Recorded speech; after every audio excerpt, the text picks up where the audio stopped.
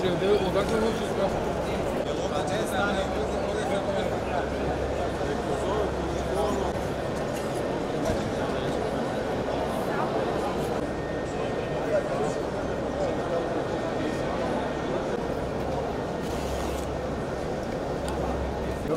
Koliko pravila ovi da nas blokiraju, normalno. Nije naučio sa akcentom na automatizaciji, digitalizaciji, robotizaciji ključnih proizvodnih procesa.